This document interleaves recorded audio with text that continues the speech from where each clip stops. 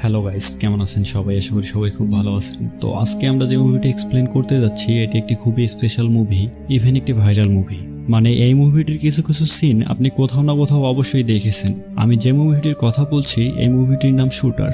তো সিনেমার শুরুতে আমাদের দেখানো হয় দুজন স্নাইপার শুটার একটি পাহাড়ের উপর টার্গেটের জন্য অপেক্ষা করছে এবং কিছুক্ষণ পর তাদের টার্গেট সেখানে আসে আর তারা টার্গেটকে কিল করে সেটা কন্ট্রোল রুমকে কনফার্ম করে। কিন্তু তখনই কন্ট্রোল রুম থেকে বলা হয় শত্রুরা দল বেঁধে তোমাদের দিকে আসছে, আর শত্রুরা সেখানে এসেই তাদের উপর মর্টার হামলা শুরু করে। অবস্থা বেগতিক দেখে তারা কন্ট্রোল রুমের সাপোর্ট চায়, কিন্তু কন্ট্রোল রুম থেকে বলা হয় তোমরা এখন যে জায়গাটাতে অবস্থান করছো সেটা শত্রুদের দখলিত এরিয়া, সেখানে চাইলেও কোনোভাবে ব্যাকআপ সাপোর্ট পৌঁছানো সম্ভব না। এদিকে তাদের উপর তখনই হেলিকপ্টার থেকে ফায়ারিং শুরু হয়। এটা দেখে তারা আবার কন্ট্রোল রুমের সাথে যোগাযোগ করার চেষ্টা করে, কিন্তু দেখতে পায় কন্ট্রোল রুম তাদের সাথে কমিউনিকেশন সিস্টেম ডিসকানেক্ট করে রেখেছে। ফলে তারা উপায় না পেয়ে হেলিকপ্টারের উপর ফায়ারিং শুরু করে, কিন্তু সেখানে থাকা দুজনের মধ্যে একজনের গুলি লেগে যায়, অন্যজন গুলি করে হেলিকপ্টারটিকে ডাউন করে দেয়। এরপর সিন শিফট হয় এবং আমরা দেখতে পাই সেই লোকটিকে, সে পাহাড়ি এলাকায় তার কুকুরের সাথে মজা করছে। পরের সিনে দেখা যায় একটি রুমে কিছু লোক বসে আছে এবং একটি লোক বলছে স্নাইপার সার্জেন্ট ববলিকে চেনো, সে এখন রিটায়ার্ড অফিসার, সেই সাথে সেরা স্নাইপার শুটার। দুশমনেরা এর উপর হেলিকপ্টার এবং 100 মানুষ মিলে হামলা করেছিল।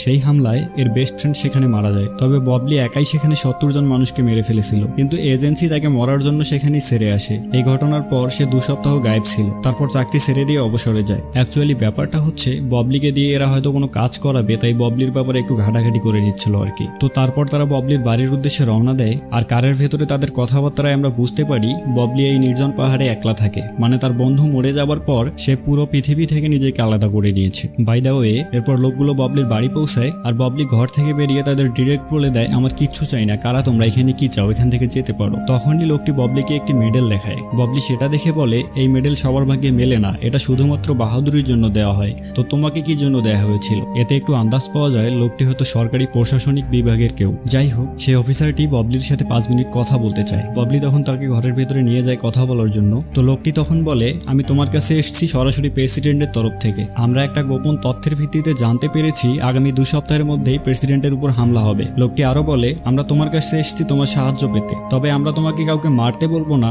বরং বাঁচাতে বলবো। তুমি জাস্ট খুনিকে আটকাবে, কেননা প্রেসিডেন্টের উপর স্নাইপার হামলা হতে যাচ্ছে, আর তুমি যেহেতু একজন এক্সপার্ট স্নাইপার তো তোমার ক্ষেত্রে এটা সম্ভব। এসব শুনে ববলি বলে দেখুন আমি আপনার এই কাজ করতে পারবো না, কারণ আপনাদের এই সরকার আমার একদম পছন্দের না। তখন লোকটি বলে তুমি এটা কিভাবে বলতে পারো, তুমি একজন সৈনিক, তুমি কি ভুলে গেছো তোমার শপথের কথা? তুমি এদেশের পতাকার সামনে দাঁড়িয়ে শপথ করেছো বাইরের দেশের শত্রুদের থেকে দেশকে রক্ষা করবে, দেশের সরকারকে রক্ষা করবে। তখন ববলি বলে দেখুন আপনি আমার সাথে শুধুমাত্র 5 মিনিট কথা বলতে চেয়েছেন, তো আপনার 5 মিনিট ইতিমধ্যে শেষ হয়ে গেছে, এবার আপনি আসতে পারেন। লোকটি চলে যাবার সময় ববলিকে তার নাম্বার দিয়ে যায় আর বলে তোমার যদি কখনো ডিসিশন চেঞ্জ হয় তাহলে তুমি আমাকে ফোন করতে পারো। তারা চলে যাবার পর ববলি এই ব্যাপারটা নিয়ে অনেক ভাবে।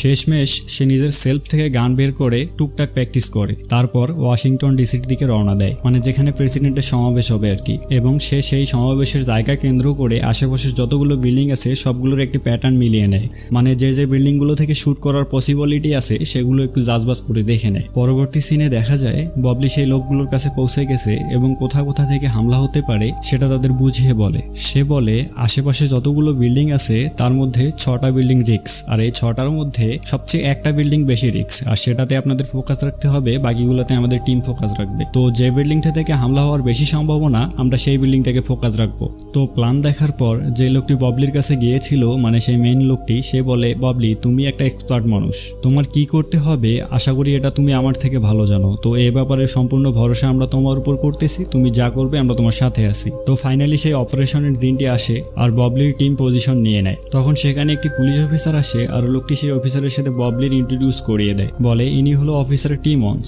এই অফিসারকে আমাদের মনে রাখতে হবে কেননা তিনি এই মুভির একটি গুরুত্বপূর্ণ চরিত্রে রয়েছে। যাই হোক, কিছুক্ষণ পর প্রেসিডেন্ট স্টেজে উঠে, তখন ববলির পেছনে থাকা পুলিশ অফিসারটি ববলিকেই গুলি করে দেয়। অন্যদিকে প্রেসিডেন্টকে শুট করা হয়। অবস্থা বেগতিক দেখে ববলি সেখান থেকে পালাতে থাকে। তখন সেখানকার সবাই পুলিশ অফিসারটিকে ধমকাতে থাকে, বলে যে বালের শুট করো, শুট মিস করলে কেন? অর্থাৎ এটা এখানকার সব অফিসারেরই প্ল্যান ছিল। প্ল্যানটা এরকম ছিল কোনো একটা নাম করা শুটারকে এখানে ফাঁসিয়ে তার মাথার প্ল্যান দিয়ে একটা হত্যা ঠেকানোর নাটক করবে এবং সেই জালে ফাঁসিয়ে তাকেই খুনি সাজানো হবে। তো তারপর তারা নাটকটিকে জীবন্ত করার জন্য ববলির স্নাইপার রাইফেলটি শুটিং পজিশনে সাজিয়ে রাখে আর সেখান থেকে বাড়তি সব জিনিস সরিয়ে ফেলা হয়। যাই হোক, ওদিকে ববলি পালাতে পালাতে একটি FBI অফিসারের সামনে পড়ে যায় এবং সেখান থেকে তার গান ও কার কেড়ে নিয়ে পালিয়ে যায়। যেহেতু তার দুটো গুলি লেগেছিল তাই তার প্রচুর যন্ত্রণা হচ্ছিল। এই মুহূর্তে তার ফার্স্ট এইড দরকার আর সেই জন্য সে বুদ্ধি খাটিয়ে একটি কার ওয়াশ পয়েন্টে যায়। সেখানে গিয়ে গাড়ির সিটের ফর্ম কেটে গুলি লাগার জায়গার স্থানে বেঁধে দেয়, কোনোরকম রক্ত বন্ধ করে আর কি, এবং সেখান থেকে বেরিয়ে পালাতে থাকে। কিন্তু শেষমেশ পুলিশের রাস্তা ব্লক করাতে সে আটকে যায়, ফলে পুলিশের হাত থেকে বাঁচতে সে গাড়ি সোজা নদীতে নামিয়ে দেয়। পুলিশ নদীতে অনেক খোঁজাখুঁজির পরেও তাকে নদীর কোথাও খুঁজে পায় না।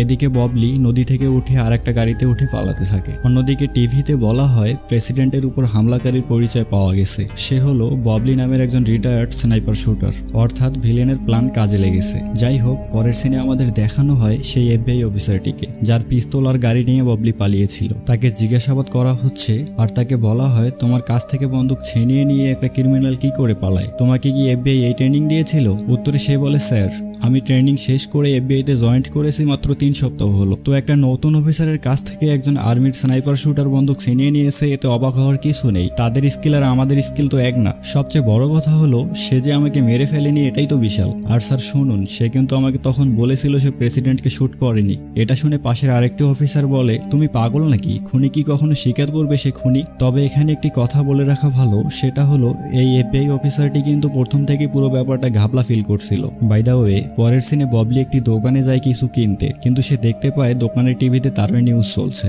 তখন সে বুদ্ধি করে দোকানের ফিউজ নষ্ট করে দোকানে লোডশেডিং করিয়ে দেয়, ফলে দোকান অন্ধকার হয়ে যায়। তখন ববলি দোকানদারকে বলে আমি কিছু সুই, লবণ, চিনি আর পানি চাই। এরপর সে এগুলো নিয়ে একটি কার সার্ভিস পয়েন্টে গিয়ে সেখানকার ওয়াশরুমে ঢোকে। মানে সে হয়তো নিজের ক্ষতস্থান এখন নিজে ড্রেসিং করবে আর কি। আর শালা করেও তাই। সে করে কি, দোকান থেকে যে চিনি আর লবণ কিনেছিল সেগুলো ইউজ করে শরীরে দেওয়ার মতো একটা স্যালাইন বানিয়ে নেয় এবং নিজেই তার শরীরে পুশ করে। তো ব্যাপারটা হচ্ছে এরকম কিছু সিরিয়াস ব্যাপার সেনাবাহিনীদের ট্রেনিং এর সময়ে বুঝিয়ে দেওয়া হয় বা শিখিয়ে দেওয়া হয়। এদিকে সেই FBI অফিসারের কাছে একটা ফোন আসে। ফোনের ওপাশে কেউ একজন বলে আমি একটি লোককে দেখেছি, সে একটি দোকান থেকে লবণ, চিনি, পানি এবং সার্জিক্যাল কিছু জিনিস নিয়েছে। ওদিকে ববলি নিজের সার্জারি শেষ করে মুখমণ্ডলে কালি মেখে সেখান থেকে বেরিয়ে পড়ে। অন্যদিকে সেই অফিসারটি সেদিনের হামলার ফুটেজ খুব মনোযোগ দিয়ে দেখছিল, মানে সে এই ব্যাপারটা নিয়ে ব্যক্তিগতভাবে তদন্ত শুরু করে দিয়েছে অলরেডি। পরের সিনে ববলি একটি বাড়িতে আসে এবং দরজায় নক করে। তখন একটি মেয়ে দরজা খোলে। ববলি বলে বিরক্ত করার জন্য মাফ করবেন। উত্তরে মেয়েটি বলে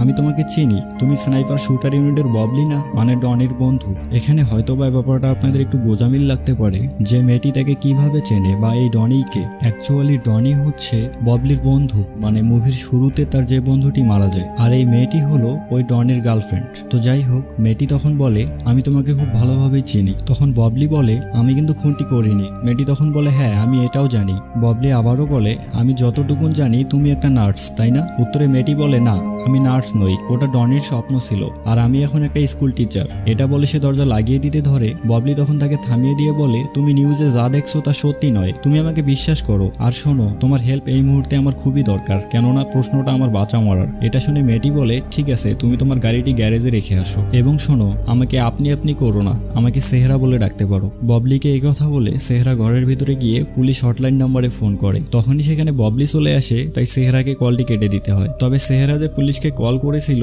এই ব্যাপারটা খুব ইজিলি ববলির কাছে স্বীকার করে নেয়। তারপর বলে তোমার অবস্থা তো খুবই খারাপ, তুমি এখনো বেঁচে আছো কিভাবে? উত্তরে ববলি বলে সরকার যেমন আমাদের টাকা খরচ করে মানুষকে মারতে শেখায়, ঠিক তেমনি ভাবে টাকা খরচ করে বাঁচতেও শেখায়, মানে ইমার্জেন্সি পরিস্থিতিতে কিভাবে নিজেকে বাঁচিয়ে রাখতে হবে সেটাও শিখিয়ে দেয়। এরপর সেহরা বলে তো তুমি আমার কাছে কি চাও?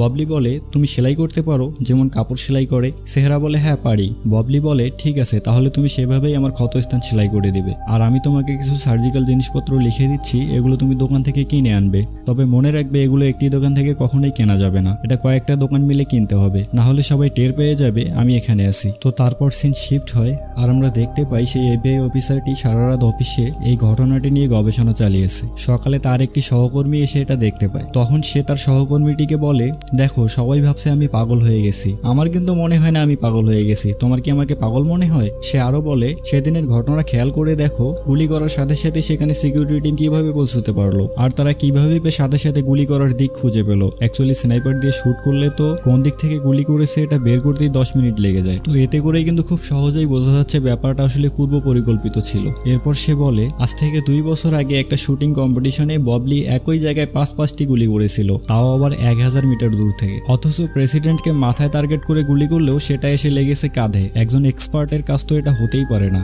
আর ববলির তো প্রশ্নই ওঠে না। আমি অফিসার টিমন্স মানে সেই অফিসারটির সাথে কথা বলতে চাই যে ববলিকে গুলি করেছিল। উত্তরে মেয়েটি বলে টিমন্সকে গত রাতে দুর্বৃত্তরা গুলি করে মেরে ফেলেছে। এবার সেই এফবিআই অফিসার ব্যাপারটি ক্লিয়ার হয়। সে বলে ক্রাইমে প্রমাণ ধ্বংস করে দেওয়া হয় যাতে করে সত্য বেরিয়ে না আসে, আর এখানেও সেটাই করা হলো। এদিকে সেহারা ববলির সেলাই শুরু করে। পরের সিনে দেখা যায় ববলির জ্ঞান ফেরে আর সেহারা তাকে গুড মর্নিং বলে। তখন ববলি বলে আমি সুস্থ হয়ে যাব আর তাদের সবাইকে শেষ করে দেব। যাই হোক, এরপর আমরা দেখি এফবিআই অফিসারটি তার তদন্ত কন্টিনিউ রেখেছে। বাই দ্য ওয়ে, এদিকে দেখা যায় সেহারা ববলির ড্রেসিং করে দিচ্ছে আর ববলি তাকে বলছে তোমার কোনো বয়ফ্রেন্ড আছে এখন? উত্তরে সেহারা বলে কেন, আমার কি সারা জীবন দুঃখী হয়েই থাকতে হবে? ডনি মারা গেছে আজ 3 বছর হয়ে গেল। এটা শুনে ববলি বলে কিছু মনে করো না এমন প্রশ্ন করাতে। অ্যাকচুয়ালি প্রশ্নটা আমি এজন্যই করলাম যে আমাকে বাইরের কোনো লোক এসে এখানে গুলি করে যেতে পারবে না। যদি আমাকে কেউ গুলি করে তাহলে সেটা ভিতরের লোকই করবে, আর এখানে তুমি আমি বাদে যদি আর কোনো লোক এসে থাকে তাহলে সেটা অবশ্যই তোমার বয়ফ্রেন্ডই হবে। এটা শুনে সেহারা বলে টেনশন করো না, আমার কোনো বিএফ নেই। তো ববলি এরপর বলে আমি তখন অনেকটা সুস্থ, আমার এখন যাওয়া উচিত। সেহারা তখন তাকে একটা রাইফেল এনে দেয় যেটা তার বন্ধু ডনির ছিল। এরপর তারা দুজনে একটা প্ল্যান করে আসল চক্রকে ধরার। ববলি সেহারাকে বলে এফবিআই অফিসারটির সাথে দেখা হতে আর তার ব্যাপারে কিছু তথ্য দিতে। তো পরদিন তারা তাদের প্ল্যান মাফিক কাজ শুরু করে দেয়। মানে সেহারা নিজের গেট আপ চেঞ্জ করে সেই অফিসারটির সাথে দেখা করে। সিন শিফট হলে আমরা দেখতে পাই এফবিআই অফিসারটি তাদের মেইন সার্ভারের পাসওয়ার্ড কালেক্ট করার চেষ্টা করছে আর ফোনে কথা বলতে বলতে হাঁটছে। তখনই তাকে কিডন্যাপ করে কারা যেন নিয়ে যায় আর প্রচুর মারে, এবং তাদের কথাই আমরা বুঝতে পারি এরা হলো সেই মেইন চক্রেরই লোক। তারাই মূলত একে কিডন্যাপ করিয়েছে যাতে করে সে ঘাটাঘাটি করে সত্যটা বের করতে না পারে। কিন্তু তখনই ববলি সেখানে চলে আসে আর সবাইকে শুট করে দেয় এবং সেই অফিসারটির কাছে এসে তাকে তার হেল্প করতে বলে এবং সে হেল্প করতেও রাজি হয়ে যায়। ববলি তখন তাকে নিয়ে একটা লোকের সাথে দেখা করতে যায়। সেই লোকটির রাইফেল বিশেষজ্ঞ। অ্যাকচুয়ালি তারা এই লোকটির কাছে এসছে মেইন শুটারকে খুঁজে বের করতে।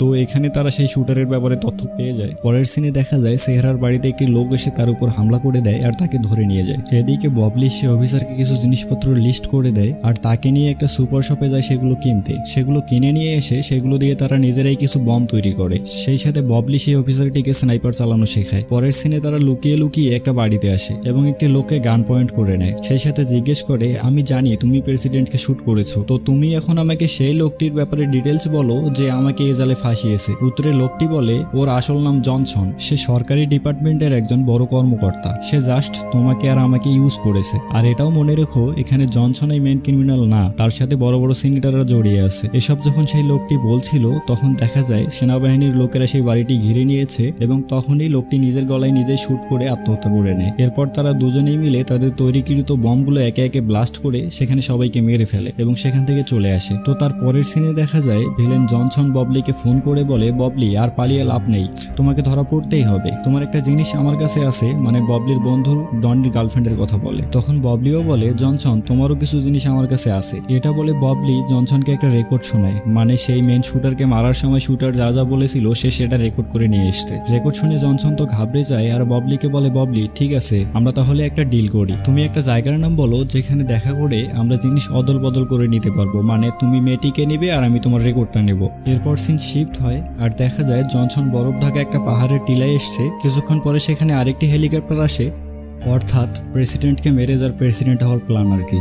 এরপর দূরে তারা একটি লোককে আসতে দেখে এবং ববলি ভেবে তাকে শুট করে দেয়। অ্যাকচুয়ালি এটা তাদের প্ল্যান ছিল, মানে তারা আগেই বেশ কিছু স্নাইপার এখানে সেট আপ করে রেখেছিল। কিন্তু তাদের সব প্ল্যান ভেস্তে যায় তখনই যখন দেখে গুলি করার পরেও লোকটি উঠে দাঁড়ায় এবং তাদের কাছে আসার পর দেখা যায় সেটি আসলে এফবিআই অফিসারটি ছিল। মানে তারা যে এরকম কিছু একটা করবে এটা ববলি আগে থেকেই টের পেয়েছিল, তাই সে অফিসারটিকে বুলেট প্রুফ মেটাল পরিয়ে এখানে পাঠিয়েছিল। তো যাই হোক, ওদিকে ববলি একে একে তাদের সব স্নাইপার মেরে ফেলে তাদের কাছে আসে। তখন সিনেটর বলে তোমার এই মেয়েটিকে দরকার, তুমি তাকে পেয়ে গেছো, এবার কথা মতো আমাদের রেকর্ড দিয়ে দাও। তখনই সেখানে এফবিআই চলে আসে আর সবাইকে ধরে নিয়ে যায়। তারপর তাদের সবাইকে অ্যাটর্নি জেনারেলের কাছে নিয়ে আসে। এখানে একটা বিষয় উল্লেখ্য যে জনসন কিন্তু এখানে এসে নিজের ছাপাই নিজেই গাওয়া শুরু করছে, মানে সে বলতে থাকে আমি নির্দোষ, আমাকে হুদাই এখানে ধরে নিয়ে আসা হয়েছে, ব্লা ব্লা ব্লা। এগুলো শুনে অ্যাটর্নি জেনারেল তাকে বলে তোমার সাফাইগিরি থামাও, তোমাকে এখানে নিয়ে আসার পর আমার কাছে 1 ডজনের উপরে কল এসেছিল আর তারা সবাই হাই র্যাঙ্কেড অফিসার, সবারই বক্তব্য একটা ছিল তোমার উপরে যেন কোনো আরোপ লাগানো না হয়। তো আমি সেসব তেলবাজদের বলতে চাই আমার কি করতে হবে সেটা আমি খুব ভালো করেই জানি। এখানে আমরা এসেছি প্রমাণ দেখতে, প্রমাণে যে দোষী সাব্যস্ত হবে সেই দোষী, যে হবে না সে দোষী না। তো তারপর ববলি অ্যাটর্নি জেনারেলকে নানানভাবে বোঝাতে চেষ্টা করে সে আসলে শুট করেনি, কিন্তু তার কথা সঠিকভাবে প্রমাণ করতে পারে না, ফলে প্রমাণের অভাবে জনসন সেখান থেকে চলে যেতে পারে। কিন্তু অ্যাটর্নি জেনারেলের তো প্রমাণ ছাড়া কিছু করার ক্ষমতা নেই, তাই সে ববলির কাছে গিয়ে বসে আর ববলিকে বলে, দেখো ববলি, সত্যের জিত সবসময় হয় না, তবে তুমি চাইলেই সত্যের জিত করতে পারো। মানে অ্যাটর্নি জেনারেল তাকে আনঅফিসিয়ালি সবাইকে মেরে ফেলার ইঙ্গিত দিয়ে দিল আর কি।